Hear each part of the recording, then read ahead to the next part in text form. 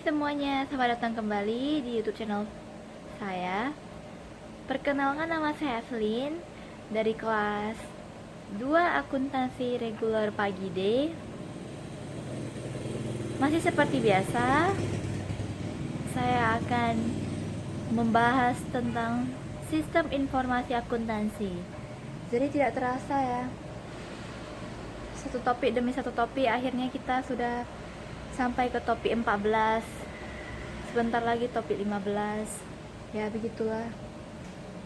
Jadi di topik 14 kali ini saya akan membahas tentang audit sektor publik. Kalau untuk istilah di topik kali ini mungkin tidak semua orang dapat memahaminya ya. Saya juga jujur awal-awal mendengar istilah ini agak bingung.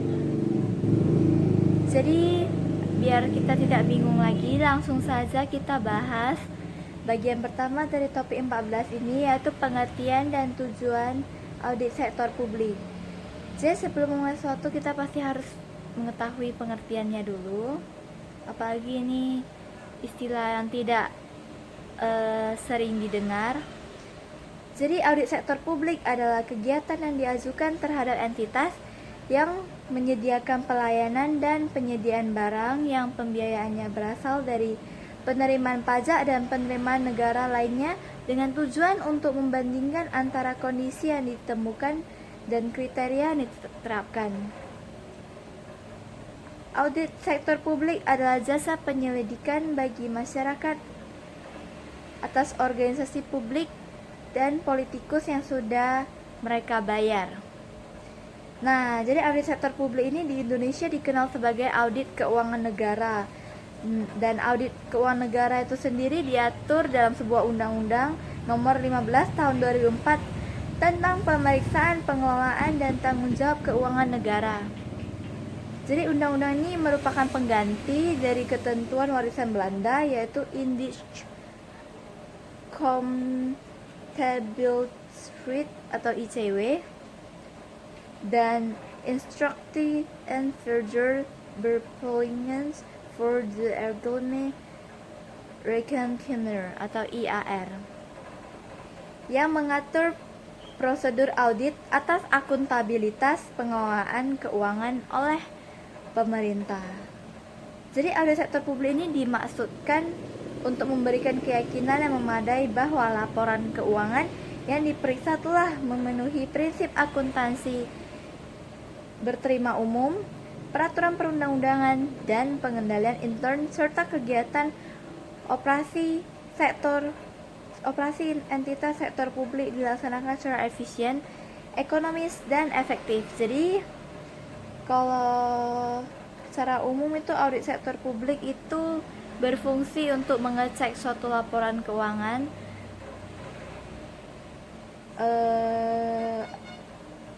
terus agar orang-orang yakin bahwa laporan keuangan tersebut sudah benar dan sesuai dengan standarnya. Jadi laporan keuangan tersebut tidak dicurigai sebagai laporan keuangan yang sembarangan gitu.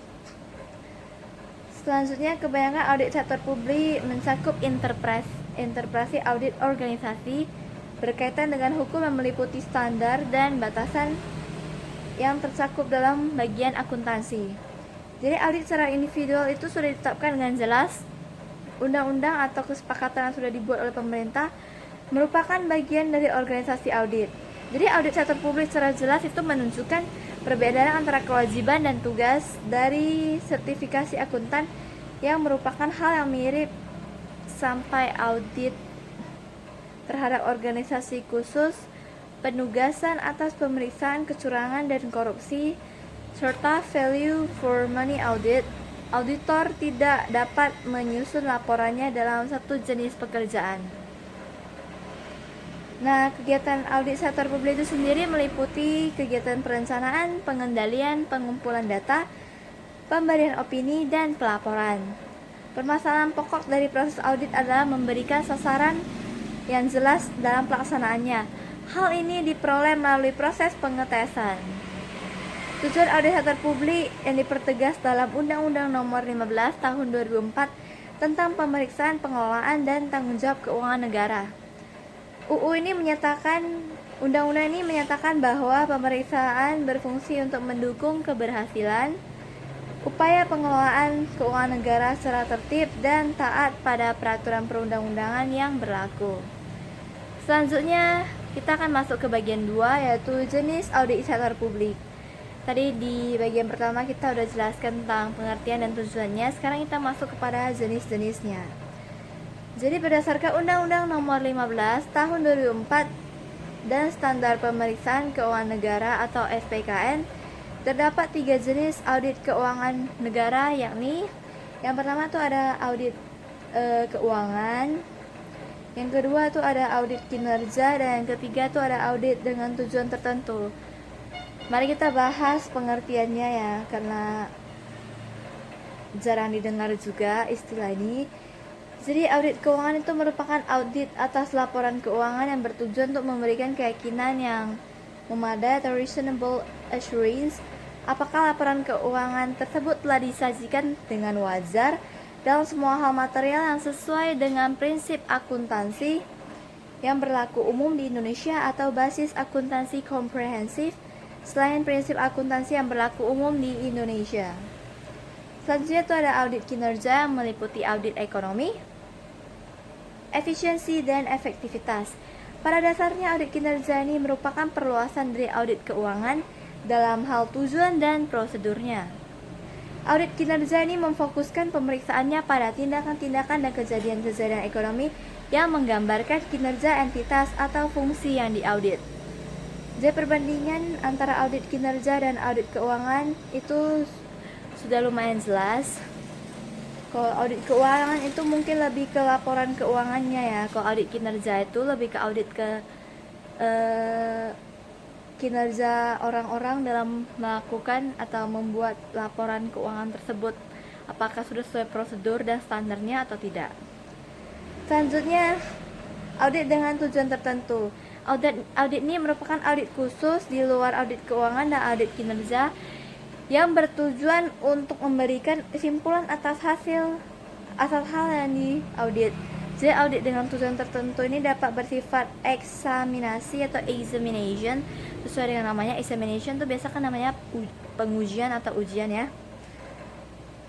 Review atau prosedur yang disepakati, agrees upon procedures. Audit dengan tujuan tertentu mencakup audit atas hal-hal lain di bidang keuangan,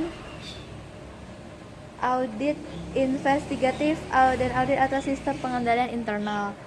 Jadi selanjutnya kita akan masuk ke perbedaan audit sektor privat dan audit sektor publik. Mungkin secara garis besar kalau dibaca dari judulnya tuh kan mungkin udah bisa dibedakan ya perbedaan antara audit sektor privat dan sektor publik. Jadi sektor privat tuh yang sudah bersifat privat, biasa di entitas tertentu, malah bekerja pada entitas tertentu. Kalau audit sektor publik itu biasa kayak satu organisasi yang menyediakan jasa audit untuk entitas-entitas di luar entitasnya sendiri. Ya, itu pengertian yang saya tahu sih ya. Kalau menurut penjelasan yang di sini, audit sektor privat atau internal audit merupakan suatu unit perusahaan yang menjelaskan fungsi audit terhadap kinerja perusahaan. Objek auditnya adalah perusahaan atau entitas swasta. Oke, jadi untuk yang privat itu untuk yang swasta. Dan pelaksana audit sektor privat adalah kantor akuntan publik.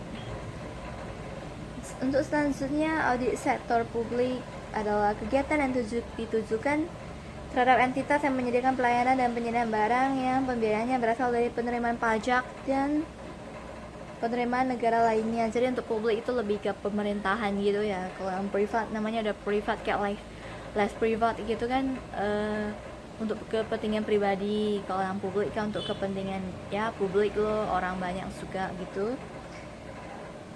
Pelaksana audit sektor publik adalah lembaga pemerintah dan kantor akuntan publik yang ditunjuk. Sedangkan objek auditnya adalah entitas, program, kegiatan, dan fungsi yang terkait dengan pelaksanaan tanggung jawab keuangan negara. Selanjutnya kita akan masuk ke bagian 4, yaitu standar audit. Standar audit adalah ukuran mutu berupa persyaratan minimum yang harus dipenuhi oleh seorang auditor. Saat ini, BPK telah menetapkan standar pemeriksaan keuangan negara (SKPN) sebagai standar audit di lingkungan keuangan negara. SKPN ini, SPKN maksudnya, merupakan revisi dari standar audit pemerintahan tahun 1995. Standar-standar yang menjadi pedoman dalam audit kinerja menurut SPKN adalah sebagai berikut. Yang pertama adalah standar umum, selanjutnya ada standar pelaksanaan audit kinerja, lalu ada standar pelaporan audit kinerja. Standar umum itu yang umum, kalau yang pelaksanaan audit kinerja itu harus dilaksanakan secara memadai. Kalau pelaksanaan audit kinerja itu pemeriksa harus membuat laporan hasil pemeriksaan untuk mengkomunikasikan setiap hasil pemeriksaan. Selanjutnya kita akan masuk ke bagian kelima, yaitu sistem audit keuangan sektor publik. Nah, jadi untuk sistem ini ada 6. Oke, untuk selanjutnya kita akan membahas bagian ke-6, yaitu siklus audit keuangan sektor publik. Jadi dalam audit sektor publik gitu juga ada siklus atau step by stepnya. Yang pertama ada perencanaan audit keuangan. Yang kedua ada penetapan regulasi audit keuangan. Yang ketiga penyusunan perencanaan audit tahunan oleh lembaga auditor. Yang keempat temu rencanaan audit tahunan. Yang kelima, penerbitan regulasi tentang tim dan kebijaksanaan audit tahunan. Yang keenam, penerimaan regulasi organisasi yang akan diaudit. Yang ketujuh, survei awal karakter industri atau organisasi yang akan diaudit. Yang kedelapan, pembuatan program audit. Suatu program audit akan berisi tujuan audit untuk setiap area, prosedur audit yang akan dilakukan, sumber bukti audit, deskripsi mengenai kesalahan atau error, dan untuk yang ke-9 ada penerbitan surat tugas audit. Yang ke-10 pelaksanaan audit keuangan yang terdiri dari menilai pengendalian internal dan melakukan prosedur analitis. Yang ke-11 pembuatan daftar temuan. Yang ke-12 pembicaraan awal tentang daftar temuan. Yang ke-13 penyusunan draft laporan hasil pemeriksaan. Yang ke-14 pembahasan draft laporan hasil pemeriksaan dengan organisasi yang diaudit. Yang ke-15 penyelesaian laporan hasil pemeriksaan. Yang ke-16 tindak lanjut temuan laporan hasil pemeriksaan. Dan yang terakhir atau yang nomor 17 adalah penerbitan laporan hasil pemeriksaan. Selanjutnya kita akan langsung menuju ke bagian ke-7, yaitu teknik audit keuangan sektor publik. Apa saja teknik-teknik yang diterapkan dalam audit keuangan sektor publik? Yang pertama ada prosedur analitis. Yang kedua ada inspeksi atau inspecting. Yang ketiga ada konfirmasi atau confirming. Yang keempat ada permintaan keterangan atau inquiring. Yang kelima ada perhitungan atau counting. Yang keenam ada penelusuran atau tracing. Yang ketujuh ada pemeriksaan bukti pendukung atau vouching. Yang kedelapan ada pengamatan atau observing. Yang kesembilan ada pelaksanaan ulang atau reforming. Yang kesepuluh ada teknik audit berbantuan komputer. Contohnya auditor dengan bantuan komputer memeriksa angka-angka dalam file jurnal. Yang ke-11 ada pengujian pengendalian. Dan yang ke-12 ada pengujian substantif. Yang ke-12 ini sudah merupakan teknik yang terakhir yang diterapkan dalam audit keuangan sektor publik. Selanjutnya kita akan masuk ke bagian ke-8, tahap-tahap audit efektivitas atau program dan audit kinerja. Efektivitas berkaitan dengan pencapaian tujuan, sedangkan tujuan audit efektivitas adalah untuk tingkat pencapaian hasil atau manfaat yang diinginkan, kesesuaian hasil dengan tujuan yang ditetapkan sebelumnya. Apakah entitas diaudit sudah mempertimbangkan alternatif yang memberikan hasil yang sama dengan biaya yang paling rendah? Apakah satu entitas telah mematuhi peraturan terkait dengan pelaksanaan program? Selanjutnya ada pun tahap-tahap audit kinerja menurut I Gusti Agung Rai. tahun 2008 adalah tahap perencanaan atau survei pendahuluan, memahami entitas yang diaudit, mengidentifikasi area kunci, menentukan tujuan dan lingkup audit, menetapkan kriteria audit, mengidentifikasi jenis dan sumber bukti audit, menyusun laporan survei pendahuluan, dan mempersiapkan program pengujian terinci. Selanjutnya ada tahap pelaksanaan atau pengujian terinci, yakni mengumpulkan dan menguji bukti audit yang kompeten dan relevan, menyusun kertas kerja, menyusun dan mengkomunikasikan temuan audit, menyusun dan mendistribusikan laporan hasil audit, dan yang terakhir adalah tahap tindak lanjut. Jadi tahap-tahap audit efektivitas program dan audit kinerja itu ada 3 ya.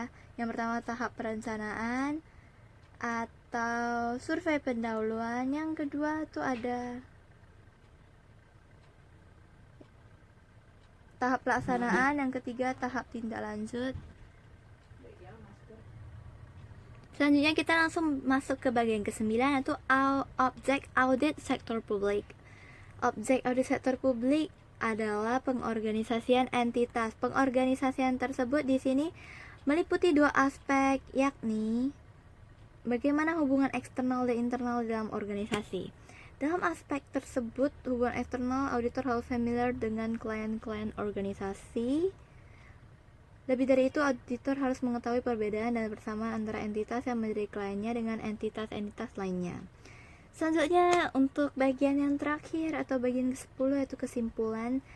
Jadi audit sektor publik ini benar-benar penting, dan audit sektor privat juga gak kalah penting sih. Pokoknya proses audit itu penting karena proses pengecekan apakah suatu prosedur, tahapan-tahapan, dan laporan keuangan yang telah dikerjakan sudah sesuai dengan standar akuntansi.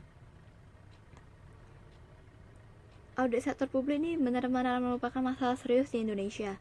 Dengan berlakunya tripartite Undang-Undang Nomor 17 Tahun 2003, Undang-Undang Nomor 1 Tahun 2004, dan Undang-Undang Nomor 15 Tahun 2004 disertai dengan PP Nomor 24 Tahun 2005 tentang standar akuntansi pemerintahan dan tuntutan reformasi manajemen keuangan daerah, maka dituntut dengan adanya perubahan paradigma dalam pengelolaan keuangan internal sekaligus proses pemeriksaan dan pengawasan terhadap laporan keuangan pemerintahan daerah.